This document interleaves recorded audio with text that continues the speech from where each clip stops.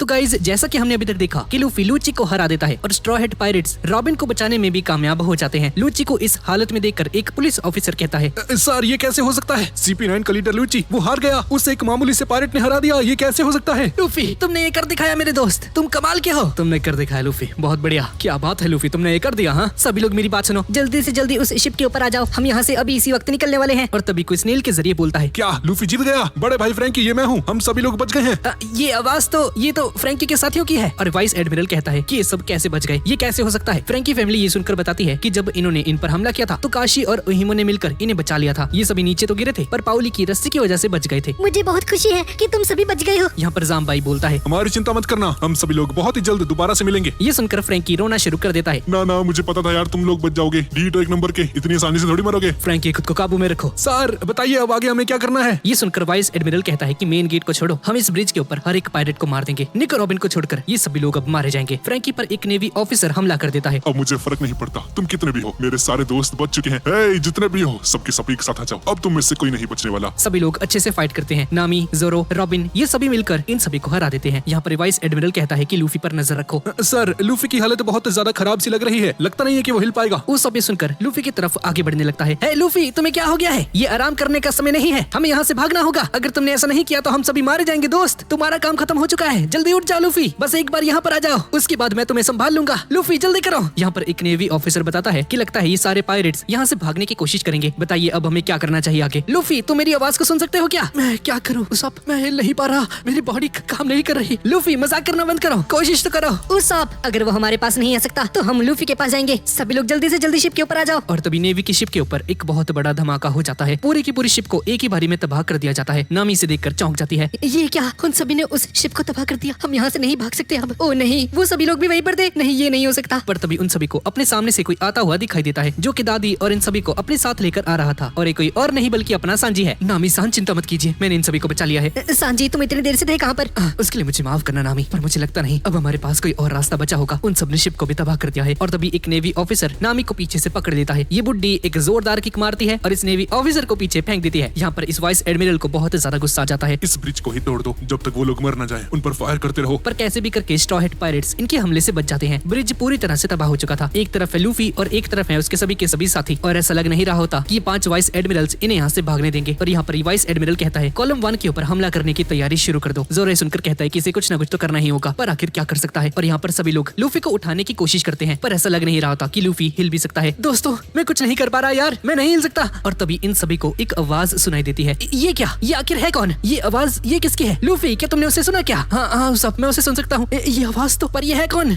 नीचे देखो, वो सब नीचे देखो। सभी लोग इस आवाज को सुन पा रहे थे। ये आवाज ये है किसकी? ये सब कौन कह रहा है? पता नहीं दादी, पर ऐसा लगता है कि ये हम में से ही कोई एक है। और उसॉप नीचे देखता है और रोना शुरू कर देता है। सभी लोग नीचे कूद जाओ। नेवी ऑफिसर्स तैयार ही थे लूफी पर हमला करने के लिए। ये देखकर उसॉप कहता है कि उसे नीचे गिरा दो, अगर ये लोग नीचे गिर जाते हैं तो सभी लोग बच जाएंगे। हमारा एक दोस्त हमें बचाने के लिए यहाँ पर आ चुका है। दोस्तों क्या तुम सुन सकते हो? ये वही है। हाँ मैंने भी सुना उसॉप, ये पक्का वही है। यहाँ पर रॉबिन अपने डेविल फ्रूट की ताकत का यूज करके लूफी को नीचे गिरा देती है। मैं भी इसे सुन सकता हूँ, ये वही है, वो हमारे लिए यहाँ तक आ गई। चलो दोस्तों नीचे चलते हैं, सभी लोग नीचे कूद जाओ। और ये सभी लोग एक स्माइल के साथ नीचे कूद जाते हैं, जो इन सभी से बहुत ज्यादा प्यार करती है। इन्हें बचाने के लिए वापस से आ चुके हैं गाइस, वो उनका इंतजार कर रही थी। चलो दोस्तों सभी लोग वापस चलते हैं। सभी लोग नीचे गिर रहे थे और एक स्माइल करते हैं। सभी लोग बहुत खुश थे और लूफी नीचे देखकर कहता है तुम सच में कमाल की हो। और तभी हम किसी की आवाज सुनते हैं। दोस्तों मैं आ गई हूँ, चलो साथ में वापस चलते हैं उन्हीं सभी समुद्र के एडवेंचर्स पर। मैं तुम सभी को यहाँ पर लेने के लिए आई थी। तो गाइस गोइंग मैरी किसी तरह से वापस से जिंदा हो चुकी है और इन सभी को बचाने के लिए यहाँ पर आ चुकी है। सभी नेवी ऑफिसर्स ये देखकर हैरान हो जाते हैं कि ये सभी लोग पानी में क्यों कूद गए। तभी एक दूसरा ऑफिसर सामने देखता है और कहता है ओह एक सेकंड रुको, ये तो एक शिप है, ये झंडा ये तो स्ट्रॉ हेड पायरेट्स का ही है, पर आखिर शिप यहाँ पर आई कैसे? सांजी नीचे पानी के अंदर आ जाता है और तभी मैरी के अंदर से किसी ने ऊपर आने के लिए रस्सियां खोल दी। सांजी मैरी के ऊपर आ जाता है। ये सब क्या हो रहा है? तभी बाकी सभी लोग भी यहाँ पर आ जाते हैं। सांजी ये क्या चल रहा है? नामी जब मैं नीचे था तो किसी ने ऊपर आने के लिए रस्सियां खोल दी, पर यहाँ पर कोई भी नहीं है। दादी कुकुरो भी लूफी और इन सभी को शिप के ऊपर फेंक देती है और चॉपर भी शिप के ऊपर आकर रोने लगता है। ये तो मैरी है, मैरी तुम वापस आ गई, प्लीज वापस से मुझे छोड़कर कभी मत जाना। मैरी हमारे लिए एनिस लॉबी तक आ गई। जब उस काकू ने इसे नीचे गिरा दिया था तब मुझे लगा था कि ये नहीं बचेगी। मुझे लगा था एको लगुना मेरी मैरी को निकल गई है।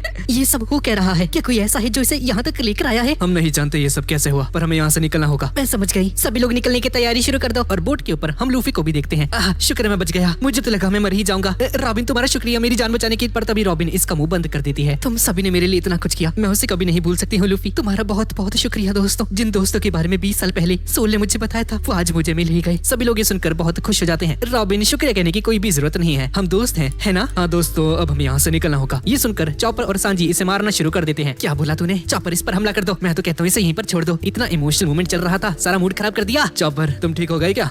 हाँ, मैं तो ठीक हो गया। जोरो, मैं ठीक हो गया। साले छुटकू से। अब बताओ क्या कह रहे थे तुम? हाँ चॉपर, बहुत बढ़िया। यहाँ पर स्पेंडम की हालत बहुत खराब हो चुकी है और सामने देखकर कहता है, ये सब क्या है? वो सब कैसे बच गए? ओए, उन पर हमला करो। पर सर वहाँ पर रॉबिन भी है, हम उसे नहीं मार सकते। उस पर फायर करो, ये मेरा नहीं, ओके जी का ऑर्डर है। क्या ओके जी सर ने ये सब कहा है? जल्दी उन पर फायर करने की तैयारी करो, हम रॉबिन को भी खत्म कर देंगे। स्पेंडम ने झूठ कहा था, ये ऑर्डर ओके जी ने नहीं दिया था। सारे नेवी ऑफिसर्स कैनन को तैयार करने लगते हैं और बस फायर करने ही वाले थे और अब ऐसा कोई भी रास्ता नहीं दिख रहा था जहाँ से स्ट्रॉ हेड पायरेट्स बचकर निकल पाते और तभी नेवी इन सभी पर फायर कर देती है। पर ये क्या? ये कैनन्स मैरी पर ना लग के इन्हीं की शिप के ऊपर लग जाते हैं। पर ये सब कैसे हो सकता है? ये क्या हो रहा है? मैं इस कैनन को कंट्रोल नहीं कर पा रहा और वो सारी की सारी बैटल शिप्स एक दूसरे के साथ टकरानी शुरू हो जाती हैं। ऐसा लग रहा था जैसे ये शिप्स कंट्रोल से बाहर हो चुकी हैं। ये सब क्या हो रहा है? सर सामने देखिए, गेट ऑफ जस्टिस के दरवाजे बंद हो चुके हैं। और ये सब करा किसने? यहाँ पर सांजी ये सब कुछ देख रहा होता है और कहता है, जैसा कि मैंने सोचा था बिल्कुल वैसा ही हुआ। क्या ये सब तुमने किया सांजी? हाँ, ये मैंने ही किया था। सब मैं जानता था अगर हम इनसे जीतना चाहते हैं तो हमें पहले से ही कुछ सोचना पड़ेगा। मैंने वहाँ पर जाकर गेट ऑफ जस्टिस के दरवाजे बंद कर दिए थे।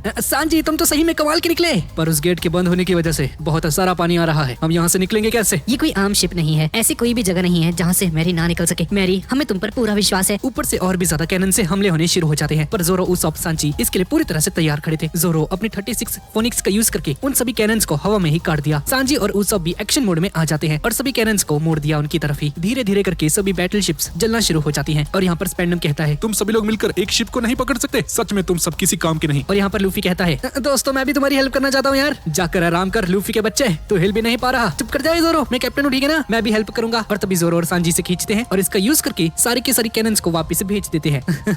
कैप्टन, आप तो सच में कमाल के निकले। सालो शैतानो, बख्श दो इसको लूफी को, वो पहली बेचारा इतना परेशान हो रखा है, हालत देख लो उसकी। मुझे मिल गया वो जीत का रास्ता। चॉपर, शिप को 9 डिग्री पर मोड़ दो। अगर ऐसा किया तो हम सभी लोग बच जाएंगे। और शिप को 9 डिग्री पर मोड़ने के बाद शिप बहुत तेजी से आगे बढ़ना शुरू हो जाती है और तभी रॉबिन स्पेंडम को पकड़ लेती है और धीरे धीरे करके इसे पीछे करना शुरू कर देती है। हड्डियों के टूटने की आवाज आने लगती है पर स्पेंडम ने जो कुछ भी किया था उसके मुकाबले कुछ भी नहीं। टॉम सान की जान को लेकर एनीज लॉबी में जो कुछ भी हुआ उन सब चीजों के बाद ये बंदा इतना तो डिजर्व करता ही है। रॉबिन ये सब कुछ याद करती है और एकदम से इसकी रीढ़ की हड्डी तोड़ देती है। सभी लोग सुनो, तैयार हो जाओ। और कॉप डिवाइन हमले का यूज करके मैरी को हवा में उड़ा देता है। मैरी इनकी रेंज से बहुत दूर चली जाती है और उसॉप अपने सुपर स्मोक का यूज करके इन सभी शिप्स पर हमला कर देता है। स्मोक की वजह से कुछ भी दिखाई नहीं दे रहा होता और straw head pirates Annie's lobby से बहुत ज्यादा दूर आ जाते हैं। और यहाँ पर जाम्बाई और फ्रैंकी के बाकी के दोनों साथी एनीज लॉबी को छोड़कर जा रहे थे और जाने से पहले ही सभी लोग कहते हैं, लगता है ये सब कुछ खत्म हो गया। गवर्नमेंट के इस आइलैंड को पायरेट्स ने तबाह कर दिया है। बस्टेकॉल भी इनके सामने कुछ नहीं कर पाई। यहाँ पर हम एडमिरल ओकी जी को देखते हैं जिसे किसी ने कहा कि सर हमें माफ कर देना, पर हम अभी हारे नहीं हैं, हम उन पायरेट्स का पीछा करेंगे, हम ये नहीं होने दे सकते, हम उन सभी को मार देंगे। पर ये सब सुनकर ओकी जी कहता है कि बहाने बनाना बंद करो, हमने बस्टेकॉल दुनिया के सबसे ज्यादा खतरनाक मिलिट्री का इस्तेमाल किया, इतनी सारी बैटल शिप्स के बाद भी ये लोग कुछ नहीं कर पाए। एनीज लॉबी गवर्नमेंट के इस आइलैंड को तबाह करना पड़ा और उन सभी ने अपने दोस्तों को भी बचा लिया। इन सब के बाद बात बिल्कुल साफ हो जाती है कि सरकार इनसे हार गई है और यहाँ पर लूफी अपनी फेवरेट चीज के ऊपर बैठा होता है और कहता है, मैरी तुम्हारा शुक्रिया, तुमने हम सभी को बचा लिया। मैंने कभी नहीं सोचा था कि तुम वापस आ जाओगी। मुझे खुशी है कि मुझे तुम्हारी जैसी एक दोस्त मिली और मुझे माफ कर देना, मैंने तुम्हें अकेला छोड़ दिया था ना। फ्रैंकी तुम्हारा भी शुक्रिया। हाँ ठीक है, इन सब की कोई भी जरूरत नहीं है। दोस्तों चाहे जो भी हो जाए ये लड़ाई अब खत्म होती है, हम जीत गए यार, हमने रॉबिन को बचा लिया। और ये सभी लोग चीयर अप करने लगते हैं एक दूसरे को। अब इसके बाद हम देखते हैं कि उसॉप कहीं पर गायब हो जाता है। सभी लोग उसॉप को ढूंढ रहे थे। उसॉप तुम कहाँ पर हो? क्या यहाँ पर हो या फिर इधर? अरे यार कहाँ चले गए उसॉप? अगर तुम सामने नहीं आए तो बहुत पिटोगे। हाँ लूफी ने ठीक कहा, हम तुम्हें बहुत मारेंगे, इसलिए सामने आ जाओ उसॉप। सोगे किंग भाई, क्या आपको पता है उसॉप कहाँ पर है? वो जस्ट अभी यहीं पर था। अच्छा उसॉप, हाँ उसकी चिंता मत करो, वो एक छोटी सी बोट से यहाँ से दूर चला गया है। क्या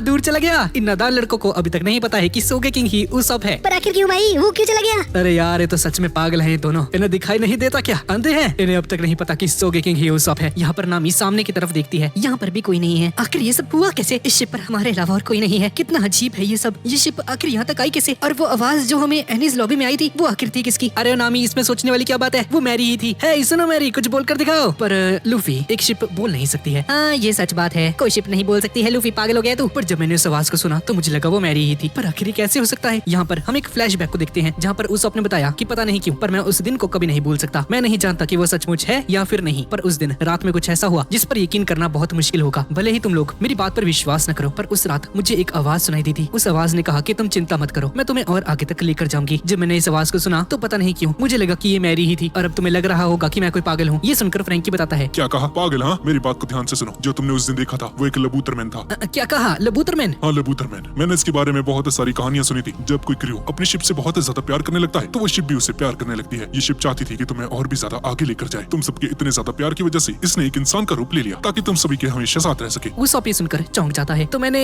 जो उस दिन देखा था वो कोई और नहीं बल्कि मैरी ही थी। मैरी, क्या वो तुम थी? मैंने तुमसे बात की थी। इसके बाद हम वापस से प्रेजेंट में आ जाते हैं और लूफी सामने देखकर कहता है, दोस्तों वो देखो, एक शिप। पर है किसकी? ये शिप किसी और की नहीं बल्कि गैलीला कंपनी की होती है। लूफी और ये सभी लोग इन्हें देखकर बहुत ज्यादा खुश हो जाते हैं। ये तो आइसक्रीम सान है। अरे हेलो, क्या हाल है? यहाँ पर आइसबर्ग रॉबिन और लूफी को देखकर एक स्माइल करता है। ये सच में पागल ही हैं। इन सब ने सरकार के साथ फाइट की और अपनी दोस्त को भी वापस ले लिया। पर तभी अचानक से गोइंग मैरी बीच में से टूट जाती है, जिसे देखकर सभी लोग चौंक जाते हैं। आखिर ये सब हुआ कैसे? जैसे कि मैंने तुम्हें पहले बताया था, मैरी और आगे तक नहीं जा सकती है। आइसबर्ग सान, आप तो एक शिपराइट हो ना, प्लीज हेल्प कीजिए यार। अच्छा हुआ आप समय पर आ गए, प्लीज हमारी हेल्प कीजिए, मैरी को बचा लीजिए। मुझे माफ कर देना, गोइंग मैरी ठीक नहीं हो सकती है। जितना गोइंग मैरी कर सकती थी वो कर चुकी है। मैं नहीं जानता कि ये वापस से जिंदा कैसे हो गई। तुम्हारी शिप सच में कमाल की है। जब तुम सभी लोग चले गए थे तो एक्वालोना की वजह से इसकी हालत बहुत ही ज्यादा खराब हो गई थी। मैं जानता था कि और ज्यादा नहीं चल सकती है। मैं बस जाने ही वाला था कि तभी पीछे से मुझे एक आवाज आई। मैं जानना चाहती हूँ, एक बार फिर से, हो सकता है ये लास्ट बार हो, प्लीज मदद करो। मैं नहीं जानता कि वो आवाज किसकी थी, पर मैं अपने आप को रोक नहीं सका। मैं इस शिप को ठीक करने लगा। इस शिप का प्यार सच में बहुत ज्यादा था। ये सब मेरे दिमाग के परे था। जितना मैं कर सकता था मैंने उतना किया। मैंने इसे ठीक कर दिया और वहाँ से जाने लगा। लेकिन तभी दोबारा से मुझे एक और आवाज सुनाई दी। आपका शुक्रिया। और ये आवाज सुनकर मैं चौंक गया। मुझे पता चल गया था कि ये मेरा कोई वहम नहीं था। तुम्हारी शिप आखिरी बार तुम सभी से मिलना चाहती थी। सच में मैंने आज तक ऐसी शिप नहीं देखी है। और लूफी वापस से गोइंग मैरी की उसी बातों को याद करता है जब गोइंग मैरी ने कहा था चलो वापस चलते हैं उसी समुद्र के एडवेंचर पर। मैं तुम सभी को यहाँ पर लेने के लिए आई हूँ। और लूफी ये सब देखकर कहता है, अच्छा तो ऐसी बात है। हाँ, लगता है गोइंग मैरी को अलविदा करने का समय आ चुका है। और यहाँ पर थोड़ी देर बाद हम देखते हैं कि ये सभी लोग गोइंग मैरी को अलविदा कहने के लिए तैयार खड़े थे। रॉबिन, चॉपर, सांजी, नामी, उसॉप, जोरो और लूफी, ये सभी लोग गोइंग मैरी के सामने खड़े हुए थे। तो क्या तुम सभी लोग तैयार हो? हाँ, हम सभी लोग तैयार हैं। लूफी आग को आगे बढ़ाता है और कहता है, गोइंग मैरी, शायद आज के बाद हम वापस कभी ना मिल पाए, पर वादा करो कि तुम आखिर तक हमारे साथ रहोगी। अच्छा हुआ कि उसॉप यहाँ से पहले से ही चला गया, वरना वो भी बहुत रोता। वो ये सब नहीं देख पाता। उसॉप, क्या लगता है एक ना एक दिन ये समय आना ही था। गोइंग मैरी ने हमारे लिए बहुत कुछ किया। हम इसके एहसानों को कभी नहीं चुका पाएंगे, पर मैं नहीं रहूंगा। मैरी, मुझे माफ कर देना। मैरी कभी नहीं मरेगी, वो हमेशा हमारी यादों में रहेगी। ये मुश्किल है, पर तुम्हारा शुक्रिया गोइंग मैरी, हमारा यहाँ तक साथ देने के लिए। भाई साहब, रोना आ गया यार। ऊपर से स्नो गिरना शुरू हो जाती है और इसी के साथ हम पहले के कुछ फ्लैशबैक्स को देखते हैं। मैरी के साथ बिताए गए वो सभी के सभी पल। क्या ये हमारी शिप है? चलो दोस्तों, पार्टी करते हैं अपनी नई शिप के आने की खुशी में। ये सब तुम्हारी वजह से है, तुम्हारी वजह से ही मैरी को चोट लगी है। जाओ उसे ठीक करो जल्दी। जी मैम, जैसा आप कहें। ओए जोरो, ये मेरी सीट है, उठ जा वहाँ से। दोस्तों, आगे ग्रैंड लाइन होगी। चलो एक वादा करते हैं, ऑल ब्लूज को ढूंढने के लिए, सबसे बेहतरीन तलवारबाज बनने के लिए, दुनिया का नक्शा बनाने के लिए, और मैं भी समुद्र का एक महान योद्धा बनने के लिए हम सब जा रहे हैं ग्रैंड लाइन की तरफ। मैरी के साथ ग्रैंड लाइन का अब तक का सफर हम लोग कभी नहीं भूल पाएंगे। हम जितना भी आगे बढ़ पाए ये सब गोइंग मैरी की वजह से ही हो पाया। तूफान से लेकर वो सारे खतरनाक रास्तों तक मैरी ने हमारा साथ दिया। शुरू से ही मैरी हमारे साथ थी। तुम्हारा शुक्रिया गोइंग मैरी। और तभी हमें एक और आवाज सुनाई देती है और ये कोई और नहीं बल्कि गोइंग मैरी ही होती है। माफ करना, मैं चाहती थी कि तुम सभी को और आगे तक लेकर जाऊं, पर मैं ये नहीं कर पाई। इसके लिए मुझे माफ कर देना। मैं तुम सबके साथ हमेशा रहना चाहती थी, पर मैं नहीं कर पाई। इसके लिए मुझे माफ कर देना। गोइंग मैरी, ऐसा मत कहो। किसी को माफी मांगनी चाहिए तो वो हम सब है। माफ करना, ये सब मेरी ही गलती थी। उस दोबारा से बार बार तुम्हें ठीक करता रहा, जबकि उसे पता था कि तुम मरने वाली हो।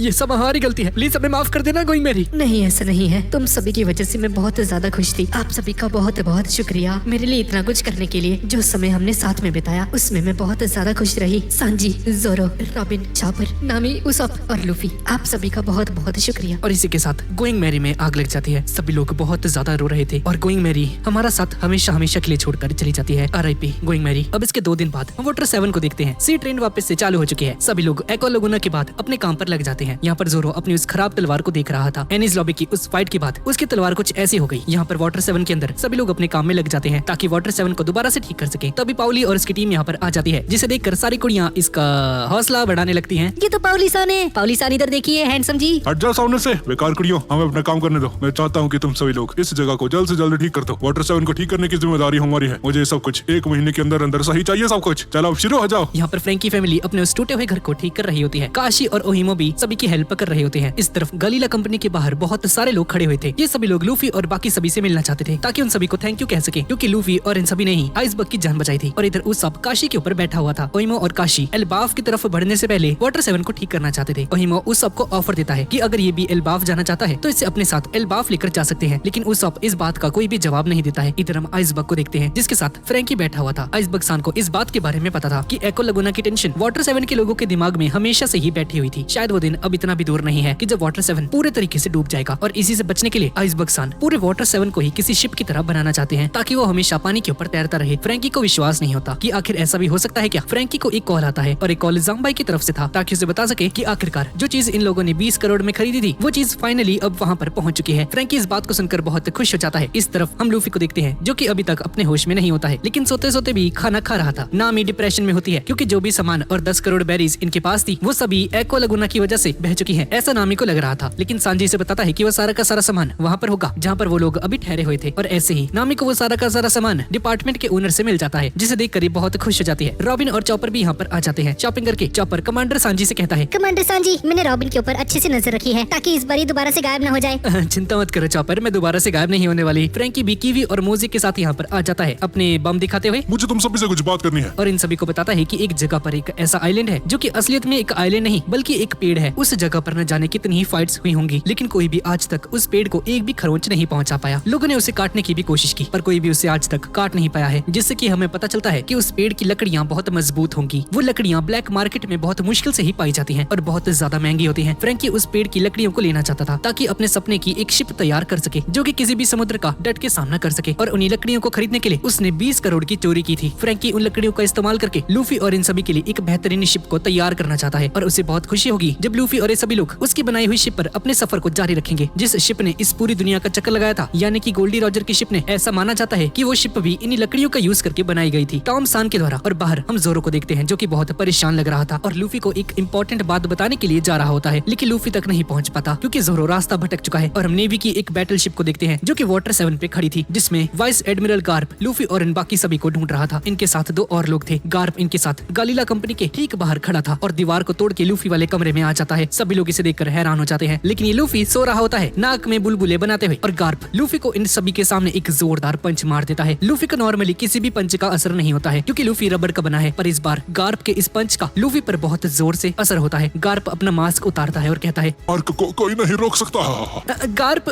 दादाजी। तो गाइस ये बंदा लूफी का दादाजी है। ये बात सुनकर सभी लोग हैरान हो जाते हैं। लूफी के सिर के ऊपर बॉल उग चुकी थी और सांजी को लूफी की फिक्र होने लगती है कि कहीं गार्प इसे मार न दे। और लूफी बताता है न जाने कितनी बार ये बचपन में मरते मरते बचा है। मैंने तुझे पानी में फेंका, मैंने तुझे रात में जंगली भेड़ियों के सामने भी छोड़ा है, यहाँ तक कि मैंने तुम्हें एक बैलून में बांधकर हवा में भी उड़ाया है। पर मैंने ये सब इसलिए किया ताकि तुम नेवी के एक हाई पोस्ट ऑफिसर बन सको। पर उस पागल शैंक्स की वजह से तू आज एक पायरेट है बच्चे। लूफी को शैंक्स के बारे में ऐसी बातें सुनकर बुरा लगता है और अपने दादा गार्प से बहस करने लगता है। गार्प को अच्छा नहीं लगता कि लूफी इससे इस आवाज में बात कर रहा है। गार्प लूफी को एक पंच मारने वाला था, लेकिन तभी अचानक से ये अपने पोते की तरह सो जाता है और ये दोनों सो रहे होते हैं। ये देखकर सभी लोग हैरान हो जाते हैं। थोड़ी देर बाद जब गार्प की आंखें खुलती हैं तो देखते हैं कि लूफी इसके हाथों में सो रहा है। गार्प इसे बहुत प्यार से उठाते हैं और इनका प्यार हमें साफ साफ दिखाई दे रहा था, जिसमें से एक गोला कुछ चलो छोड़ो, इसके सर के ऊपर 2-2 बॉल्स उग जाती है। और गार्प लूफी से पूछते हैं कि क्या इसे पता है कि उसका वो लाल बालों वाला पायरेट शैंक्स कहाँ पर होगा इस वक्त, और वो किस तरह का पायरेट है। न जाने दुनिया में कितने ही पायरेट्स हैं, पर ऐसा माना जाता है कि शैंक्स व्हाइट बीयर्ड के लेवल का आदमी है। वो दुनिया के महान सबसे बेहतरीन पायरेट्स में से एक है जो कि इस ग्रैंड लाइन के आधे हिस्से पर राज करते हैं। ये सभी इतने ज्यादा ताकतवर हैं, यहाँ तक कि उनका सामना करने के लिए नेवी को भी उन 7 वॉरलॉर्ड्स के साथ हाथ मिलाना पड़ा था बच्चे, ताकि इस दुनिया में पावर का एक बैलेंस बना सके। गार्प ने अभी जो कुछ भी कहा ये सब लूफी के ऊपर से फ्लाई करके उड़ जाती हैं। इस बंदे को कुछ भी समझ में नहीं आया, बस इसे ये सुनकर अच्छा लगा कि शैंक्स अभी ठीक है। हम जोरो को देखते हैं जो कि लूफी के पास पहुंच चुका है और रास्ते में मौजूद सभी नेवी ऑफिसर्स को मारते हुए आगे बढ़ रहा था। गार्प अपने ऑफिसर्स से कहता है कि जोरो को वहीं पर रोकने की कोशिश करें। ये पीले बालों वाला बंदा जोरो के ऊपर हमला कर देता है। लूफी जोरो को रोकने के लिए कहने वाला था और आगे बढ़ता है कि तभी एक पिंक बालों वाला बंदा इस पर हमला कर देता है, वो भी CP9 वाली टेक्निक्स का यूज करके। पर लूफी इसे पकड़ लेता है और इसे पकड़कर नीचे जमीन पर गिरा देता है और जोरो भी उस पीले बाले वालों को हरा देता है। ये पिंक बालों वाला बंदा अपने पैरों पर खड़ा हो जाता है। लूफी पहले पहले तो इसे पहचान नहीं पाता है, पर ये बंदा बताता है कि ये कोबी है। ओ भाई साहब ये कोबी है भाई। लूफी और जोरो इसे देखकर हैरान हो जाते हैं। कोबी और ये पीले बालों वाला बंदा, जी गाइस आपने सही सोचा, ये बंदा है हेलमेपो। ये दोनों एक खतरनाक नेवी ऑफिसर बन चुके हैं। कोबी को तो सब लोग पहचान लेते हैं, लेकिन इस पीले बालों वाले को कोई भी नहीं पहचान पाता। तुमने मुझे नहीं पहचाना क्या? मेरा नाम है हेलमेपो।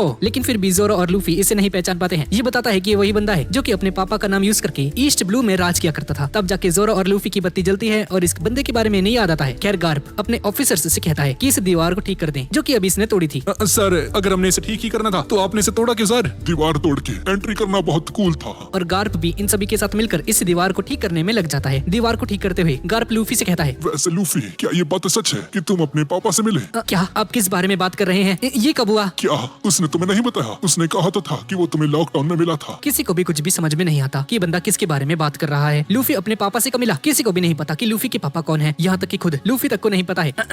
ये कुछ ज्यादा ही गलत हो गया। गार्प लूफी को बताता है कि उसके पापा का नाम मंकी डी ड्रैगन है। लूफी को छोड़कर बाकी सभी लोग मंकी डी ड्रैगन का नाम सुनते ही कांप जाते हैं। मंकी डी ड्रैगन एक बहुत खतरनाक आदमी है। रॉबिन लूफी को बताती है कि पायरेट्स कभी भी अपने मन से नेवी या फिर सरकार से पंगा नहीं लेते हैं, लेकिन इस दुनिया में एक संस्था है जो कि सरकार को डायरेक्ट चैलेंज करती है और वो है रेवोल्यूशनरी आर्मी। और जो बंदा रेवोल्यूशनरी आर्मी को लीड करता है वो कोई और नहीं बल्कि मंकी डी ड्रैगन है। और उसके सिद्धांत इस दुनिया में हर जगह पर फैल चुके हैं, जिसकी वजह से कई देश तबाह हो चुके हैं और वो दुनिया का सबसे खतरनाक क्रिमिनल भी माना जाता है। पर उसके बारे में दुनिया को बहुत कम पता है। तो गाइज हाँ, जिस बंदे ने लूफी को मरते मरते बचाया था लॉकडाउन आर्क में, जिसने स्मोकर को लूफी को मारने से रोका था, वो लूफी के फादर ड्रैगन थे। और तभी गार्प को रियलाइज होता है कि इसने कुछ ज्यादा ही कह दिया है। माफ करना बच्चों, मैंने अभी जो भी कुछ कहा तुम उन चीजों को भूल जाओ।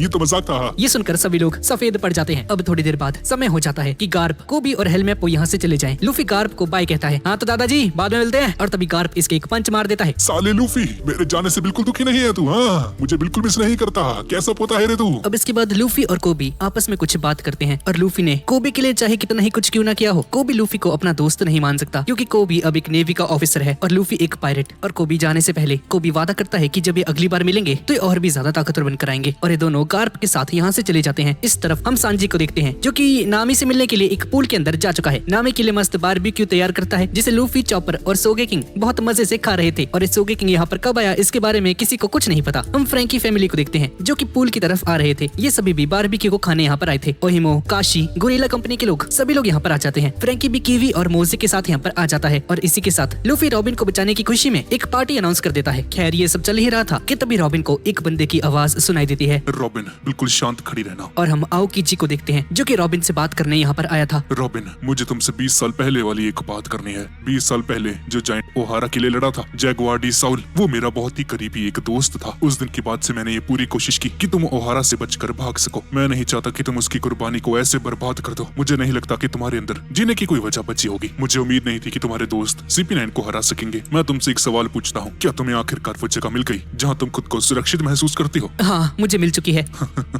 मैं नहीं जानता कि साउल ने तुम्हें जिंदा रख के गलती की है या सही किया है। खैर जो भी हो, तुम मुझे साबित करना कि ओहारा अभी भी जिंदा है। इतना कहने के बाद आओकीजी यहाँ से चला जाता है। लूफी और बाकी सभी लोग भी रॉबिन को अपने साथ पार्टी करने के लिए बुलाते हैं। अब इसके बाद हम 5 एडमिरल्स को देखते हैं जिन्हें ये खबर मिल चुकी है कि व्हाइट बियर्ड और शांक्स आज आपस में मिलने वाले हैं। और हम शांक्स को देखते हैं जो कि व्हाइट बियर्ड की शिप के ऊपर धीरे धीरे आ रहा है। और हम व्हाइट बियर्ड क्रू के 1st डिवीजन के कमांडर को देखते हैं, मार्को और जोजो, और अपने सभी साथियों को पीछे हटने के लिए कहता है वरना वो लोग अपना होश खो बैठेंगे। लेकिन अब तक बहुत देर हो चुकी थी। जैसे जैसे शांक्स व्हाइट बियर्ड की शिप के ऊपर आ रहा था, वैसे वैसे शिप के ऊपर मौजूद सभी लोग बेहोश होने लगते हैं। शांक्स से सब कुछ हाकी की हेल्प से कर रहा था। अब ये हाकी क्या है इसके बारे में हमें आगे पता चलेगा। हाकी एक तरह से विल पावर को कहते हैं। शांक्स की हाकी बहुत ज्यादा नेक्स्ट लेवल पर है और शांक्स एक बहुत बड़ी बॉटल के साथ शिरोहिगे यानी कि व्हाइट बियर्ड के सामने आ जाता है। शांक्स यहाँ पर लड़ने के लिए नहीं बल्कि एक जरूरी बात करने के लिए आया था। व्हाइट बियर्ड को भी लगता है कि शांक्स ऐसा कुछ नहीं करने वाला और अपने सभी साथियों को यहाँ से जाने के लिए कह देता है और व्हाइट बियर्ड को उस बोतल को दे देता है। शांक्स इसे स्पेशली अपने गाँव से लेकर आया था। और इन दोनों की बातों से हमें पता चलता है कि शांक्स एक समय पर गोल्डी रॉजर के साथ उनकी शिप के ऊपर सफर करता था। और साथ ही साथ बगी द क्लाउन भी व्हाइट बियर्ड अपने पुराने समय को याद करता है कि कैसे वो रॉजर के साथ समय समय पर लड़ता रहता था। हॉकाई मीहॉक और शांक्स की लड़ाई जो कि लगातार चलती रहती थी। व्हाइट बियर्ड को भी विश्वास नहीं हुआ था कि शांक्स अपना एक हाथ खो बैठा है। ईस्ट ब्लू में शांक्स कहता है कि उसने अपने हाथ को आने वाले समय के लिए कुर्बान किया था, पर उस हाथ को खोने से ज्यादा उसके चेहरे पर जो निशान है वो उसे ज्यादा चोट पहुंचाते हैं। और ये निशान उसे ब्लैक बियर्ड ने दिए थे जो कि एक समय पर व्हाइट बियर्ड के लिए काम करता था। शांक्स कहता है कि एक दिन ये व्हाइट बियर्ड की जगह को हथिया लेगा। व्हाइट बियर्ड शांक्स को पॉइंट पर आने के लिए कहता है कि यहाँ पर क्यों आया है। और शांक्स व्हाइट बियर्ड से कहता है कि वो एस को ब्लैक बियर्ड के पीछे जाने से रोक दे। एस भले ही कितना भी ताकतवर क्यों ना हो, लेकिन उसकी उम्र इतनी नहीं है कि वो 2nd डिवीजन का कमांडर बन सके। व्हाइट बियर्ड शांक्स की बातों पर जोर जोर से हंसने लगता है और ये बंदा एस को नहीं रोकने वाला, क्योंकि ब्लैक बियर्ड उसने अपने ही साथी को जान से मारा था। और ब्लैक बियर्ड चाहे इस दुनिया के किसी भी कोने में क्यों ना हो, उसे इसकी सजा मिलकर ही रहेगी। व्हाइट बियर्ड उस वाइन को पीकर उस बॉटल को शांक्स की तरफ फेंक देता है, जिसके बाद शांक्स भी उस प्लेट को व्हाइट बियर्ड की तरफ फेंक देता है। दोनों अपने हथियारों को बाहर निकाल लेते हैं और एक दूसरे के ऊपर हमला कर देते हैं। इनके हमले का असर इतना ज्यादा था कि आसमान भी 2 हिस्सों में बट जाता है। अब इसके बाद हम ग्रैंड लाइन के एक आइलैंड पर देखते हैं जहाँ पर ब्लैक बियर्ड के साथियों को पता चल चुका है कि स्ट्रॉ हैट पायरेट्स ने आखिर एनीज लॉबी में क्या किया था। उन्हें विश्वास था कि इसके बाद लूफी और उन बाकी सभी के ऊपर एक बहुत बड़ी बाउंटी लग चुकी होगी। एनीज लॉबी और वाटर 7 इस आइलैंड के बहुत करीब था जहाँ पर अभी ये सभी लोग थे और इसी वजह से ब्लैक बियर्ड अपने साथियों के साथ स्ट्रॉ हैट पायरेट्स के पास जाने वाला था। लेकिन तभी इसका ध्यान एक छत के ऊपर जाता है जहाँ पर एस बैठा होता है और इस तरफ हम फ्रैंकी को देखते हैं जो कि एक शिप को बनाने में लगा हुआ था। यहाँ पर आइसबर्ग सान भी आ जाते हैं और फ्रैंकी की उस शिप को बनाने में हेल्प करना चाहते हैं। आइसबर्ग सान के साथ साथ ये 3 कलीला के लोग भी यहाँ पर आ जाते हैं और ये लोग भी इस शिप को बनाने में हेल्प करना चाहते हैं। फ्रैंकी अचानक से इन्हें देखकर थोड़ा सा इमोशनल हो जाता है। सभी लोग इस शिप को लूफी और इन बाकी सभी के लिए बना रहे हैं। इस तरफ जोरो न्यूज़पेपर को पढ़ के खुश हो रहा था क्योंकि उसे भी लग रहा था कि उसके ऊपर का इनाम अब बढ़ने वाला है। तो भाई इसमें खुश होने वाली क्या बात है। चॉपर और सांजी भी इस बात से खुश हो रहे थे, लेकिन तभी नामी गुस्सा करती है। सालो क्या खुश हो रहे हो तुम? बताओ तुम्हें भी बाउंटी बढ़ने का मतलब है तुम्हारे ऊपर और भी ज्यादा परेशानी आने वाली है। मरोगे मुझे क्या? नामी का मन होता है कि वो थोड़ी शॉपिंग करने जाए, पर तभी देखती है कि तिजोरी में पैसे लगभग खाली हैं और लूफी से पूछती है कि वो 10 करोड़ कहाँ है भाई। लूफी वो बचे हुए 10 करोड़ कहाँ गए? हाँ अच्छा वो दरअसल वो उस पार्टी को अरेंज करने में लगे थे यार नामी, वो तो खत्म हो गए। और नामी को इस बात को सुन के बिल्कुल भी गुस्सा नहीं आता है और हमेशा की तरह लूफी को बहुत प्यार से समझाती है कि पैसों को ऐसे खर्च नहीं किया करते। खैर बचे हुए कुछ पैसों से नामी शॉपिंग कर लेती है। इधर उसॉप अपने मन में कहानियां बना रहा था कि जब वो लूफी से मिलेगा तो लूफी रो रहा होगा और उसे दोबारा से अपने क्रू में शामिल करना चाहेगा। उसॉप फिर थोड़ा सा भाव खाएगा, लेकिन एट द एंड दोबारा से क्रू को ज्वाइन कर लेगा। खैर ये सब कुछ बस अपने मन में सोच रहा था और खुश हो रहा था। इधर आइसबर्ग, फ्रैंकी और बाकी सभी लोग उस शिप को बनाने के काम में लगे हुए थे। अगले दिन हम नामी को देखते हैं जो कि बहुत खुश हो चुकी थी क्योंकि लॉग पोस्ट के अंदर अगले आइलैंड का रास्ता सेव हो चुका है। कुकुरो-सन बताती है कि अगला आइलैंड जहाँ पर ये लोग जाने वाले हैं वो है फिशमैन आइलैंड। सांजी इस बात को सुनकर बहुत एक्साइटेड हो जाता है और मरमेड्स के ख्यालों में खो जाता है, लेकिन तभी कुकुरो-सन को देखता है दोबारा से और फिर से एक बार सदमे में चला जाता है कि उस आइलैंड पर कुकुरो जैसी बदसूरत मरमेड्स ना आ जाए भाई। कुकुरो-सन ने न्यूज़पेपर देती है और इन सभी को पढ़ने के लिए कहती है जिस पर लिखा हुआ था कि 14 शिप्स गायब हो चुकी हैं इस महीने। और कुकुरो बताती है कि ये सब कुछ फ्लोरियन ट्रायंगल में हुआ है। ये वन पीस का एक तरह से बरमूडा ट्रायंगल है जहाँ पर सभी शिप्स जाकर गायब हो जाती हैं। ये फिशमैन आइलैंड पर जाने से पहले रास्ते में आता है जहाँ पर हर साल लगभग 100 से भी ज्यादा शिप्स गायब हो जाती हैं। ऐसा भी कहा जाता है कि वहाँ पर एक शिप के ऊपर एक ऐसा स्केलेटन है जो कि इंसानों की तरह बात कर सकता है। इस बात को सुन के नामी और चॉपर बुरी तरह से डर जाते हैं, लेकिन लूफी पूरे जोश में आ जाता है उस स्केलेटन से मिलने के लिए। और तभी हम देखते हैं कि कीवी और मोजो दोनों यहाँ पर आ जाते हैं इन सभी को बुलाने के लिए, क्योंकि जिस शिप को फ्रैंकी और ये बाकी सभी लोग बना रहे थे वो पूरी तरह से बन चुकी है। लूफी और सभी लोग इसे देखने के लिए बहुत एक्साइटेड हो जाते हैं। जब सभी लोग वहाँ पर जाने वाले थे तो उन्हें रास्ते में जाम्बाई दिखता है जो कि बहुत परेशान लग रहा था। जाम्बाई के हाथों में वांटेड पोस्टर्स थे। इस बार सभी के ऊपर इनाम लग चुका है। सबसे पहले लूफी के ऊपर 30 करोड़ हो चुका है, जोरो का 12 करोड़, रॉबिन का 8 करोड़, नामी का 1 करोड़ 60 लाख और सोगे किंग का 3 करोड़, जिसके बाद सांजी का है 7 करोड़ 70 लाख और सबसे ज्यादा बाउंटी अपने चॉपर के ऊपर है पूरे 50 पैसों की। लूफी और जोरो बहुत खुश थे, पर सांजी, नामी और चॉपर बेचारे नीले पड़ जाते हैं क्योंकि अब नेवी भी इनके निशाने पर है। सांजी अपने आप को पोस्टर में पहचान नहीं पा रहा था क्योंकि वैसे तो हैंडसम लौंडा है पर उसमें बहुत अजीब लग रहा था। जाम्बाई को इस बात की टेंशन नहीं थी, उसे इस बात की टेंशन थी कि फ्रैंकी के ऊपर 4 करोड़ 40 लाख का इनाम लग चुका है। जाम्बाई और बाकी सभी को अब फिक्र होने लगती है क्योंकि फ्रैंकी के ऊपर इनाम लगने के बाद नेवी और बाउंटी हंटर्स इसके पीछे लग जाएंगे अब। और जाम्बाई और बाकी फैमिली के लोग अपने आप को इतना ज्यादा ताकतवर नहीं मानते हैं कि जरूरत पड़ने पर फ्रैंकी को बचा पाएंगे और इसलिए सभी लोग लूफी से रिक्वेस्ट करते हैं कि वो फ्रैंकी को अपने साथ लेकर चले जाएं। उन्हें विश्वास है कि अगर फ्रैंकी इनके साथ रहेगा तो वो बिल्कुल सुरक्षित रहेगा और लूफी इसके लिए मान जाता है क्योंकि उसे भी एक शिप राइड की जरूरत थी और अब उसे फ्रैंकी के अलावा कोई और नहीं चाहिए है। सभी लोग अपना सामान पैक करके अपनी न्यू शिप को देखने के लिए चले जाते हैं, पर सांजी अपने पोस्टर को देखकर अभी भी सदमे में होता है। जोरो सांजी से कहता है कि वो फोटो और सांजी बिल्कुल सेम लग रहे हैं। सांजी इस बात को सुन के और भी ज्यादा डिप्रेशन में चला जाता है। इधर हम नेवी हेडक्वार्टर में देखते हैं जहाँ पर एक नेवी का एडमिरल अपने एक ऑफिसर से पूछ रहा था कि आखिर उन्हें सांजी का पोस्टर क्यों नहीं मिला। ये ऑफिसर बताता है कि जब उसने सांजी की फोटोग्राफ ली थी तब पूरा फोटो ब्लैक आया था जो कि बिल्कुल रहस्यमयी है। एडमिरल इससे पूछता है कि जब इसने फोटो ली थी तो क्या उसने कैमरे का कवर हटाया था क्या, या ऐसे खींच दी भाई तुमने। इधर लूफी सभी के साथ यहाँ पर पहुंच चुका है जहाँ पर इनकी नई शिप खड़ी है। फ्रैंकी और आइसबर्ग सान ने इस शिप के ऊपर बहुत ज्यादा मेहनत की थी और लूफी बहुत एक्साइटेड था इस शिप को देखने के लिए। आइसबर्ग उस शिप के ऊपर से कवर हटा देते हैं और ये रही है हमारी न्यू शिप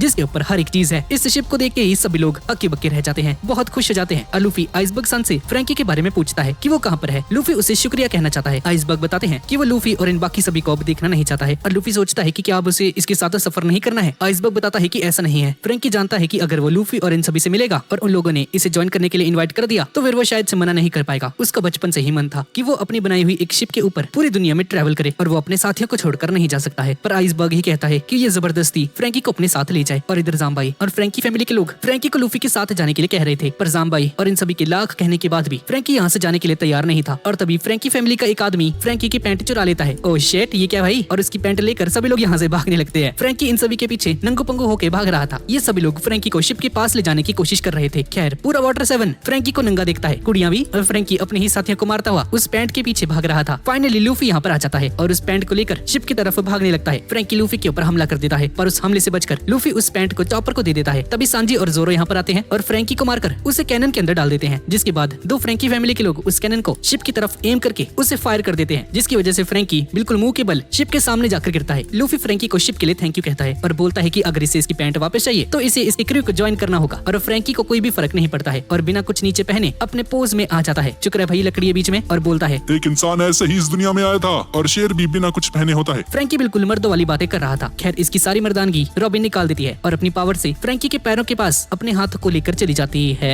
ये क्या हो रहा है भाई? और कुछ ऐसा करती है जिसे देखकर ही आप लोग इसे फील कर पाएंगे। अपनी पूरी जान से फ्रैंकी की जान निकालने लगती है। लूफी और चॉपर को ही इसे देखकर दर्द होने लगता है। रॉबिन इससे एक बढ़िया रीजन पूछती है कि आखिर ये इनके क्रू को ज्वाइन क्यों नहीं करना चाहता, और फ्रैंकी कहता है कि अब इसे समुद्र में नहीं जाना है, और वैसे भी जिस शिप को अभी इसने बनाया है ये इसकी आखिरी शिप है, उसके सपनों की शिप। आइसबर्ग सन फ्रैंकी को रोकते हैं और कहते हैं कि ये शिप अब उसके सपनों की शिप नहीं रही। और उन्हें याद आता है कि जब बचपन में फ्रैंकी ने कहा था कि सिर्फ एक ब्लूप्रिंट उसकी सपनों की शिप को बनाने के लिए इनफ नहीं है। वो एक शिप बनाकर सफर करना चाहता है पूरी दुनिया में, पूरी दुनिया का चक्कर लगाना चाहता है। खैर बाद में जब टॉम सन के ऊपर उसी की बनाई हुई शिप से हमला हो जाता है तो फ्रैंकी अपने उस सपने को उसी वक्त खत्म कर देता है। भले ही टॉम ने फ्रैंकी को माफ कर दिया हो, लेकिन फ्रैंकी अपने आप को कभी भी माफ नहीं कर पाता है। फ्रैंकी फैमिली के लोग फ्रैंकी से कहते हैं कि वो हर एक सजा के लिए तैयार हैं। ये बस चाहते हैं कि फ्रैंकी लूफी और इन सभी के साथ सफर पर निकल जाए। फ्रैंकी इन सभी के ऊपर गुस्सा होता है और नहीं चाहता कि ये लोग बताएं कि इसे क्या करना है। फ्रैंकी अचानक से यहाँ पर गिर जाता है और दर्द से रो रहा होता है, लेकिन इसे तो रॉबिन ने छोड़ दिया है। फ्रैंकी दर्द में होने का नाटक कर रहा था ताकि दिल खोलकर रो सके। और इसे याद आता है कि जब ये पहली बार जाम्बाई से मिला था वो एक गुंडा मवाली था और फ्रैंकी ने इसे हराकर इसे अपनी टीम में शामिल कर लिया था। कीवी और मोजो इसे एक बार के बाहर मिली थी और ऐसे ही एक एक बंदे को जोड़कर इसने अपनी फ्रैंकी फैमिली को तैयार किया था। फ्रैंकी को भी इनकी बहुत ज्यादा टेंशन थी और इसीलिए इन लोगों को छोड़ पाना यानी कि अपनी फैमिली को छोड़ पाना बिल्कुल भी आसान नहीं था। फ्रैंकी इन सभी से पूछता है कि क्या ये लोग इसके बिना रह लेंगे। जाम्बाई रोते हुए कहता है कि हाँ, हम अपना ख्याल रख लेंगे चाहे कुछ भी हो जाए। फ्रैंकी कहीं पर भी क्यों ना चले जाए, ये पूरी जिंदगी के लिए फ्रैंकी को अपना बॉस ही समझेंगे। फ्रैंकी इन सारी बातों को सुनकर इमोशनल हो जाता है। हम देखते हैं कि जोरो और सांजी भागते हुए आते हैं और लूफी से कहते हैं कि एक बहुत बड़ी प्रॉब्लम हो चुकी है। लूफी, तुम्हारे दादाजी इस आइलैंड के दूसरी तरफ हैं और हमें ढूंढ रहे हैं। लूफी समझ जाता है कि अब इस आइलैंड पर रहना बिल्कुल भी सेफ नहीं है। लूफी फ्रैंकी को उसकी पैंट दे देता है और उसे अपनी शिप पर आने के लिए कहता है। हाँ तो फ्रैंकी, क्या तुम हमारे क्रू को ज्वाइन करोगे?